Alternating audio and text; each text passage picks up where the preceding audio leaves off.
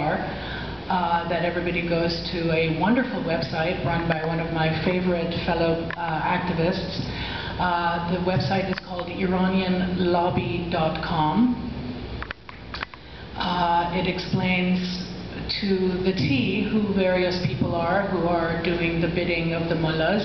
They're extremely litigious and vicious people who also are so highly funded by the various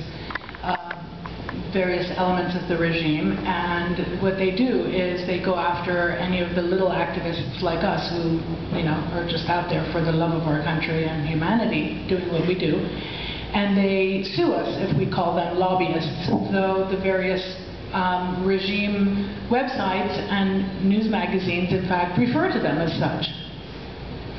So they are lawyered up to here, and they have some unbelievable connections within the various, Democrat, Republican, everybody from left to right has been penetrated. Some people who we have tried to explain to, and well, they have their own ideas and their own ideological bent, and so they coalesce, and it's an unfortunate thing, but there you have it. That's another battle that we fight on the mullah front as well as Iranian activists.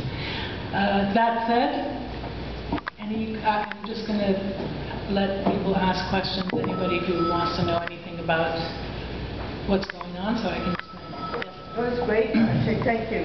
I was wondering if you could tell us what's the status of the protesters that we know about. How many were arrested? How many are still under arrest? There's some icky things being sent over the web. Well, a lot of the way that they are handling the arrests of the protesters these days is being handled the way it was during the early years of the revolution. They do things like summary executions. They take people off the streets.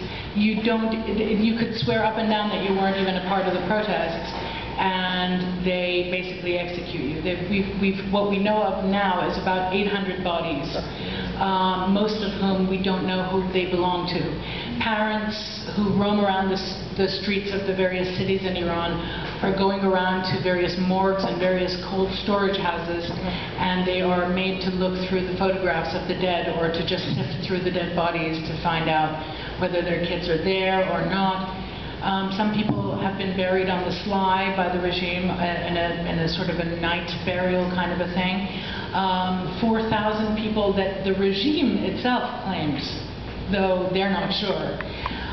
They claim 4,000. Every time they ever say anything, I always quadruple it, because they themselves admit that they don't do any record keeping. So that, along with the fact that they have gone back to the barbaric ways of treating, for example, young girls who they arrest on the street. They rape them if they're virgins and then execute them so that they haven't committed a sin when executing these well, quote, virgins. So it's a wild situation right now in Tehran. It's an absolute bloodbath. They're kicking people's doors down. They are throttling the internet, and essentially, it's if you're a young person in Iran right now, you're not, you have to basically bleed your way out from underneath this regime.